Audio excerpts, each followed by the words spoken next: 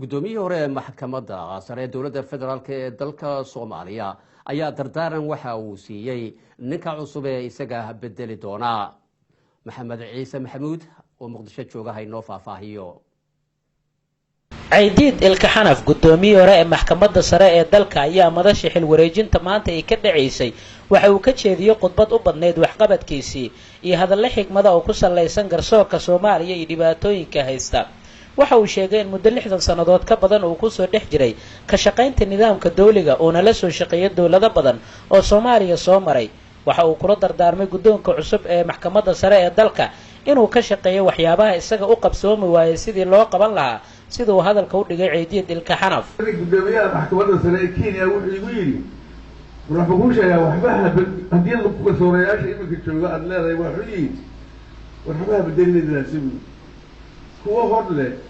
oo afka kala hayo oo iska gaajona hoohay ayaa igu yiri قولي ما بلغت والله يلا يسمع قولي ما بلغت قالوا لي ورث وسوي دون ما نمشي ما انت نمشي وحتى اذا وارد بين مشي الهي يقصر معي يا هي يقصر معي تعود عن قلب او حكم والله وقف او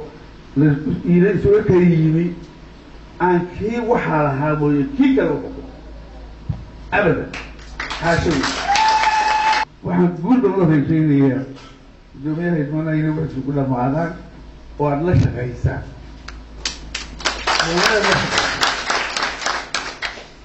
وأبا هي لك ما يقطع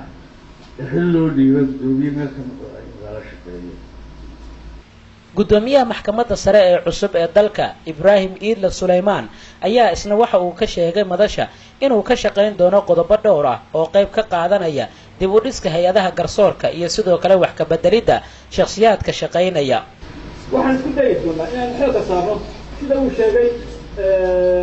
gudoomiyihii hore oo aan sii horumarino madax bannaanida garsoorka.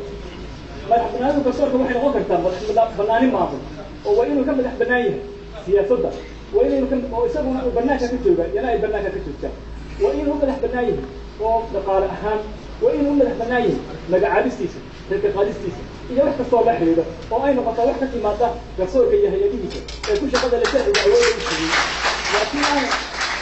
laakiin aan wax kala gelin. maxamed cumar carte qaalib ra'iisul wasaare ku-xigeenka dalka ayaa ugu dambeyn waxa uu sheegay in loo baahan yahay in laga shaqeeyo sidii loo dhowri lahaa hantida qaranka Soomaaliya loona la xisaabtami lahaa qof kasta oo mas'uul ah. waxaana ilaahay idinkiin noo balan inaan qof kastoo idin ka mid ah halka iyo wuxuu hayo iyo wuxuu qaranka u hayo inuu ilaaliyo oo ay timaado in iyadoo dad qabtaan lagu wareejin karo xukuumadda cusub wax la yiraahdo waa kala guur ma jiro oo wax la kala guuraya ma jiro waxaan qarankaana wax la kala guuraya ma jiro qarankana waa loo haynaya markay dawladda dambe timaadana sideedaa iyadoo baa lagu wareejinaya laakiin iyo inaan u qaadan inay tahay fowdo iyo inay maxaa la yidhahdaa khalaas dawladda ka tegaysa markaa qof kastaaba inu xalaalaysto wixii ummadda lama xalaalaysanayo waxaan dalkaale dadkaale shacbiga Soomaaliyeed baale meel kastay joogaan waa laynala xisaabtamaya waa inaan ku faraadagnaa oo aynu ilaalinaa hantida iyo mas-uuliyadda aynu hayno dhammaan. Maxamed Ciise Maxamuud, Somali Cable TV, Muqdisho.